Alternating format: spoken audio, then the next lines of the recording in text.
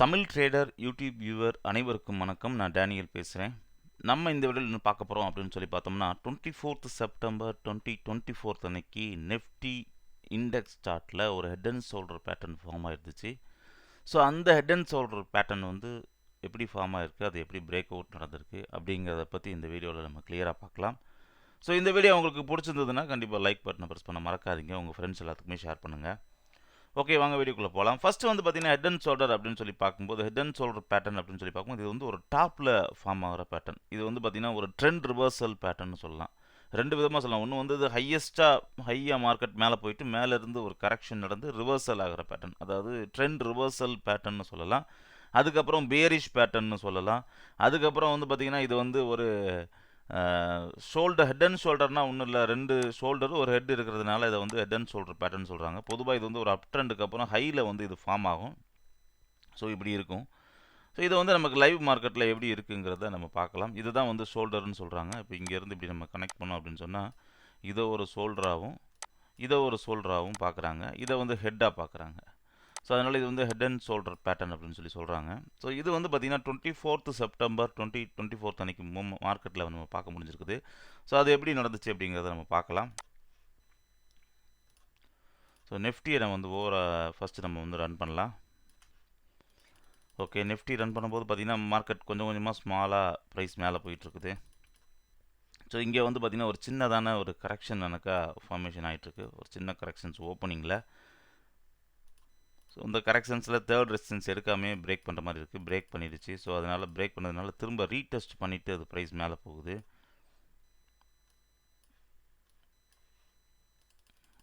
திரும்ப மார்க்கெட் மேலே போயிட்டுருக்குது கண்டினியூஸாக. அப்போ இது ஒரு ஓப்பனிங் கரெக்ஷன் தென் அப் ட்ரெண்டுன்னு சொல்லலாம். இதை பார்க்கும்போது திரும்ப மார்க்கெட் மேலே போனதுக்கப்புறம் திரும்ப ஒரு ரெசிஸ்டன்ஸ் எடுத்துருக்கு. ரெசிஸ்டன்ஸ் எடுத்து கீழே இன்னொன்னே சப்போர்ட் எடுக்கு. ஸோ இங்கே வந்து பார்த்தீங்க அப்படின்னு சொன்னால் இதில் ஹரிசாண்டல் லைன் போட்டால் சப்போர்ட் இல்லை, இங்கேருந்து ஏதோ ஃபாஸ்ட் மூமெண்டம் இருந்த மாதிரி இருக்குது.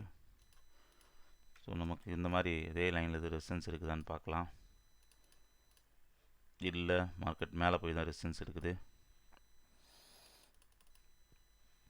சப்போர்ட்டும் வந்து பார்த்திங்கன்னா அதே லைனில் இல்லை. அப்போ நம்ம இப்படி கனெக்ட் பண்ணலாம். இப்படி கனெக்ட் பண்ணால் ஒரே லைனில் இருக்கிற மாதிரி இருக்குது. இங்கே ரெசிஸ்டன்ஸ் பார்க்கும்போது ரெசிஸ்டன்ஸ் ஈவனாக தான் இருக்குது. இப்போ இங்கேருந்து ஸ்டார்ட் ஆனதுக்கப்புறம் இந்த ட்ரெண்ட் எண்ட் ஆயிடுச்சுன்னு சொல்லி சொல்லலாம். பட் இந்த கரெக்ஷன்ஸில் பையிங் அண்ட் செல்லிங் ப்ரெஷர் ஈவனாக தான் இருக்குங்க, பெரிய வித்தியாசம் ஒன்றும் இல்லை. திரும்ப மார்க்கெட் மேலே போகுது, ஒரு ரெசிஸ்டன்ஸ் எடுக்குது, இந்த ரெசிஸ்டன்ஸை பிரேக் பண்ணிச்சு. அப்போ இதை பார்க்கும்போது இதில் வந்து பார்த்திங்கன்னா இப்படி ஒரு பிரேக் அவுட் பண்ண மாதிரி இருக்குது. பட் இங்கே இந்த பிரேக் அவுட்டில் நம்ம ட்ரேடும் எடுக்க முடியாது. ரீசன் என்னென்னா இந்த ப்ராப்பராக அந்த செல்லிங் ப்ரெஷர் குறையல. ஸோ இங்கே ஒரு செல்லிங் ப்ரெஷர் இருக்குது அப்படின்னா இதுக்கப்புறம் ஈவனான ஒரு செல்லிங் ப்ரெஷர் தான், அதுக்கு ஈக்குவலாக தான் இருக்குது. தேர்டு சின்னதாக ஒரு செல்லிங் எடுத்துருக்கு. அப்படியே கனெக்ட் பண்ணாலும் நம்ம கனெக்ட் பண்ண முடியாது. பிரேக் பண்ணதுக்கப்புறம் பிரேக் ஆயிருக்குன்னு சொல்லலாம். ஸோ எதை வச்சு நான் இந்த மாதிரி கனெக்ட் பண்ணுறேன் அப்படின்னு சொன்னால், நீங்கள் சென்செக்ஸ் சார்ட் பார்த்தீங்கன்னா மிக தெளிவாக தெரியும். சென்செக்ஸில் ஒரே லைனில் எடுத்துருக்கோம். சென்செக்ஸ் சார்ட்டை வந்து பார்த்தீங்கன்னா கம்பேர் பண்ணிங்கன்னா உங்களுக்கு தெளிவாக தெரியும் நிஃப்டியோடைய மூமெண்டம் என்ன அப்படின்னு சொல்லி. ஏன் கனெக்ட் பண்ண முடியல, இங்கே பார்க்கலாம் ரெசிஸ்டன்ஸு. ஓகே, நான் இதில் உங்களுக்கு காமிக்கிறேன். இங்கேருந்து இது வரைக்கும் ஒன்று போல் இருக்குது இங்கே. ஸோ இங்கேருந்து இந்த பிரேக் நடந்துருக்குது. அதாவது இது ஒரு சென்செக்ஸ் சார்ட்டு. சென்செக்ஸை வச்சு நிஃப்டியை கம்பேர் பண்ணோம்னா இந்த மாதிரி ஒரு பிரேக் நடந்திருக்குன்னு சொல்லலாம். பட் இதில் ட்ரேட் எடுக்க முடியாது. இங்கேருந்து அந்த நியூ ட்ரெண்ட் ஸ்டார்ட் ஆகிருக்கு அப்படின்னு மாதிரி சொல்லலாம். ஸோ இது அதாவது இதிலேருந்து அந்த நியூ பிரேக்குக்கு அப்புறம் நெக்ஸ்ட் பார்த்தீங்கன்னா பையிங் ஸ்ட்ரென்த் இல்லை அப்படிங்கிறது தெளிவாக தெரியுது சார்ட் பார்க்கும்போது.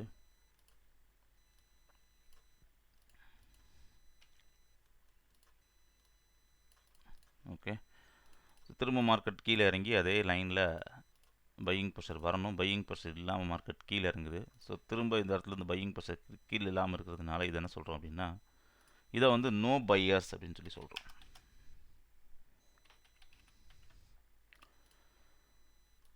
ஓகே, ஸோ இங்கேருந்து ஃபஸ்ட்டு ஒரு சின்னதாக opening corrections, break out, again ஒரு சேனல் மாதிரி நடந்திருக்கு, பிரேக் அவுட் ஆகிருக்கு. இந்த சேனல் இது நம்ம ப்ராப்பராக இதை பார்த்து நம்ம போடல. சென்செக்ஸை கம்பேர் பண்ணும்போது சென்செக்ஸில் நடந்தது மூமெண்டம் பார்த்து இதில் நோட் பண்ணியிருக்கோம். பட் இதில் ட்ரேட் எடுத்துருக்க முடியாது. பட் இங்கே மார்க்கெட்டுடைய ஸ்ட்ரக்சரை வந்து நம்ம பார்க்குறதுக்காக இப்படி பார்க்குறோம். ஸோ இங்கேருந்து அப் ட்ரெண்ட் கரெக்ஷன் திரும்ப ட்ரெண்ட் கண்டினியூஷன் ஆயிருக்கு, திரும்ப ஸ்ட்ரக்சர் பிரேக் ஆயிடுச்சு. ஸோ இந்த இடத்துலேருந்து வந்து பார்த்திங்கன்னா ஸ்ட்ரக்சர் பிரேக் ஆயிருக்கு. இதுக்கப்புறம் உள்ள மூமெண்ட்டமாக நம்ம தனி மூமெண்ட்டமாக பார்க்கணும். இதுக்கு மேலே உள்ளது தனி மூமெண்ட்டமாக பார்க்கணும், இதை தனி மூமெண்ட்டமாக பார்க்கணும்.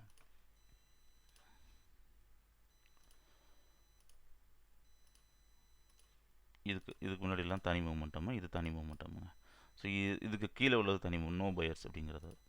ஸோ நோ பையர்ஸ்க்கு அப்புறம் பொதுவாக நம்ம ட்ரெண்ட் ரிவர்சலை எதிர்பார்ப்போம். ஸோ இங்கே ஒரு ட்ரெண்ட் ரிவர்சல் மாதிரி இருக்குது, அதுக்கப்புறம் ஒரு கரெக்ஷன் நடக்கிற மாதிரி இருக்குது. ட்ரெண்ட் ரிவர்சலுக்கு அப்புறம் இங்கே வந்து பார்த்திங்கன்னா ஒரு சின்னதாக கரெக்ஷன் நடக்கு. இதுக்கப்புறம் உள்ளதை நம்ம டவுன் ட்ரெண்ட் அப்படின்னு சொல்லி சொல்கிறோம்.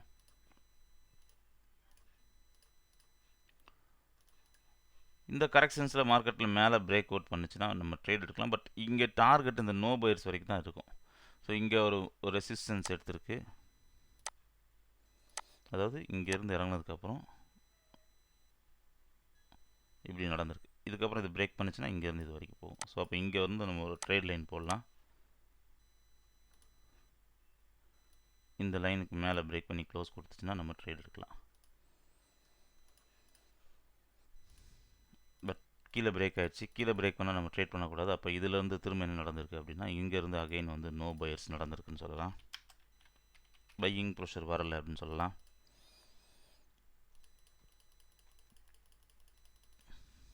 திரும்ப ஸ்ட்ரக்சர் பிரேக் ஆகிடுச்சு, திரும்பவும் நோ பையர்ஸ். அப்போ இதுக்கப்புறம் உள்ளது தனி மூமெண்ட்டமாக பார்க்குறோம்.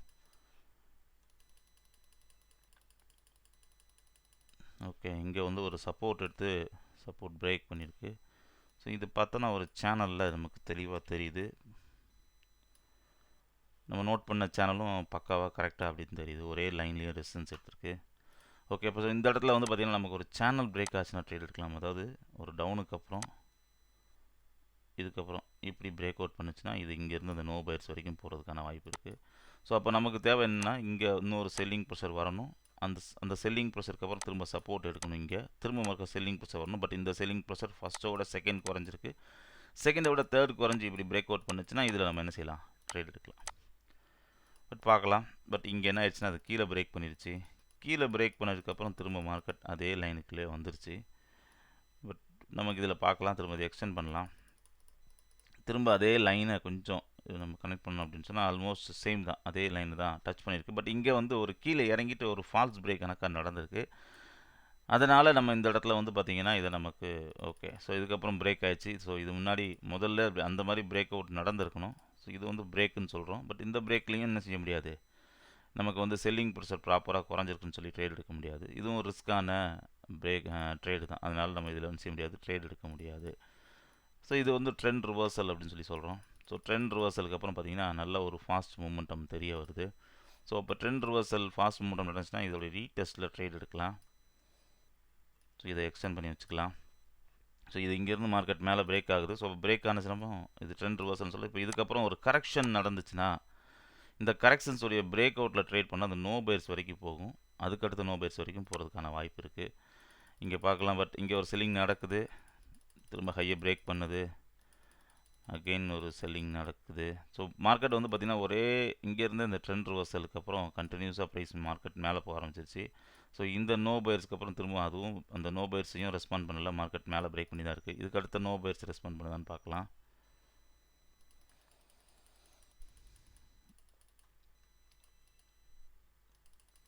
ஸோ கிட்டத்தட்ட அந்த நோ பையர்ஸுக்கு மேலே மார்க்கெட் மேலே போனதுக்கப்புறம் அதே லைனில் சின்னதாக ஒரு கரெக்ஷன் மாதிரி தெரியுது.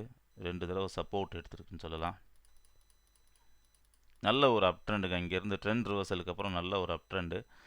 இங்கே ஒரு சின்னதான கரெக்ஷன்ஸ் மாதிரி இருக்குது. அகெயின் இந்த நோ பையர்ஸையும் ரீச் பண்ணிடுச்சுன்னு சொல்லலாம். ஸோ அதை நான் வந்து கொஞ்சம் அந்த நோ பையர்ஸ் லென்த்தை வந்து குறைச்சிக்கிறேன், ஏன்னா இங்கே கண்டினியூஸ் ரெசிஸ்டன்ஸ் இருக்கிறதுனால. ஓகே, திரும்ப மார்க்கெட் மேலே போகுது. ஸோ அப்போ இந்த இடத்துல ஒரு சின்னதான கரெக்ஷன் நடக்குது. பட் இந்த கரெக்ஷன்ஸ் இது ஹெட்ன்னு சொல்கிறேன்னு சொல்ல முடியாது. இங்கேருந்து மார்க்கெட் மேலே போனதுக்கப்புறம் இது ஒரு செல்லிங் ப்ரெஷர், பெரிய செல்லிங் ப்ரெஷர்னு சொல்லலாம். இது ஒரு செகண்ட் செல்லிங் ப்ரெஷர். இப்போ தேர்ட் இதுக்கப்புறம் பிரேக் பண்ணிச்சுன்னா இதை மார்க்கெட் மேலே போகும்னு சொல்லலாம். அது செகண்ட்லேயே மார்க்கெட் மேலே பிரேக் ஆகிடுச்சு, 2 ரெசிஸ்டன்ஸ் எடுத்து பிரேக் அவுட் ஆகிடுச்சு. ஸோ இங்கே போனதுக்கப்புறம் திரும்பவும் ரீடெஸ்ட் பண்ணிவிட்டு மார்க்கெட் மேலே போகுது. போனதுக்கப்புறம் பெரிய ஒரு ஒரு செல்லிங் நடந்திருக்கு. இங்கேருந்து நடந்ததுலேயே ஒரு பெரிய செல்லிங்காக அது பார்க்க முடியுது. ஸோ இங்கே இந்த சப்போர்ட்டையும் கனெக்ட் பண்ணி பார்க்கலாம், ஒரே மாதிரி இருக்குதான்னு பார்க்கலாம். தேர்ட் அதே லைனில் சப்போர்ட் எடுத்துனா நம்ம நோட் பண்ணது கரெக்டு, அதே லைனில் எடுக்கலை. அப்போ இதுக்கப்புறம் நம்ம சேஞ்ச் பண்ணணும். ஸோ இதையும் இப்படி கனெக்ட் பண்ணோம் அப்படின்னு சொன்னால் ஒரே லைன்லேயே எடுக்கிற மாதிரி இருக்குது. அப்போ நோட் பண்ணது கரெக்டாங்கிறது எப்போ தெரியும்னா திரும்ப அதே லைனை டச் பண்ணும்போது தெரியும். ஸோ இங்கேருந்து பார்க்கும்போது மார்க்கெட் மேலே போனதுக்கப்புறம் இதில் ஒரு நடந்திருக்குது, இங்கே போயிட்டு இறங்கியிருக்கு. ஸோ நெக்ஸ்ட்டு இதுக்கப்புறம் இப்படி பிரேக் பண்ணுச்சுன்னா இதை ட்ரெண்ட் ரிவர்சல்னு சொல்லி ட்ரேட் பண்ணலாம். ஸோ இதில் வந்து ஃபஸ்ட்டு ஒரு ஷோல்டர் நடந்திருக்கு, இதுக்கப்புறம் ஒரு நடந்திருக்கு, நெக்ஸ்ட்டு இந்த மாதிரி நடக்கணும். ஸோ இங்கே அது மாதிரி தான் நம்ம கனெக்ட் பண்ணிக்கோம். இங்கே கனெக்ட் பண்ணுறது இது சப்போர்ட்டு, இதுக்கப்புறம் சப்போர்ட், இது சப்போர்ட் கனெக்ட் பண்ணிக்கோம். திரும்ப இதே லைனில் வந்து சப்போர்ட் எடுக்கணும். இப்படி பிரேக் பண்ணிச்சுன்னா நம்ம என்ன செய்யலாம், ட்ரேட் பண்ணலாம். பார்க்கலாம்.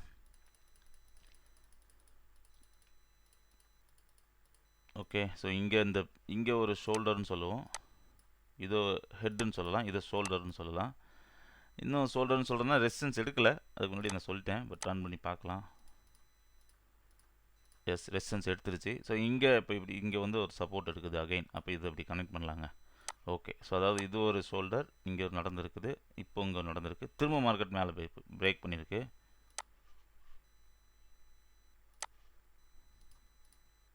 அதுக்கப்புறம் அங்கேருந்து மார்க்கெட் திரும்ப கீழே இறங்கிடுச்சு. அப்போ இது ஒரு ஷோல்டர், இது ஒரு ஷோல்டர், இது ஒரு ஷோல்டர், இதுக்கப்புறம் ஒன்று. அப்போ இங்கே இதுதான் ஹெட் ஷோல்டர் பேட்டர்ன் சொல்கிறோம். ஸோ இங்கே வந்து பார்த்திங்கன்னா ஆனால் கடைசி வரைக்கும் பையிங் ப்ரெஷருங்கிறது குறையலைங்க. நம்ம ஒரு ட்ரேட் எடுக்கிறோம் அப்படின்னா பையிங் ப்ரெஷர் குறைஞ்சி கீழே பிரேக் அவுட் பண்ணுச்சுன்னா ட்ரேட் எடுக்கலாம். ஸோ இங்கே வந்து ஹெட் அண்ட் ஷோல்டர் அப்படிங்கிறது மட்டும் தெளிவாக தெரியுது.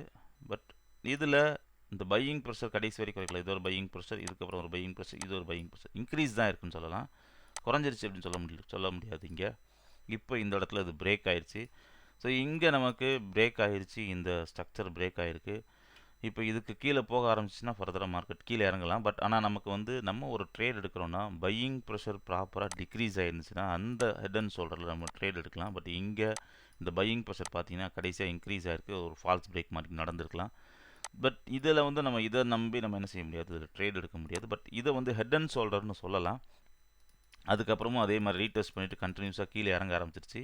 ஸோ இதை தான் வந்து நம்ம சொல்லி பார்க்குறோம். ஹெட் அண்ட் ஷோல்டருங்கிறது ஒரு டாப்பில் ஃபார்ம் ஆகிற ஒரு அப் ட்ரெண்டுக்கு அப்புறம் ஃபார்ம் ஆகிற பேட்டர்ன் தான் இது ஹெட் அண்ட் ஷோல்டர் பேட்டர்ன் அப்படின்னு சொல்கிறது.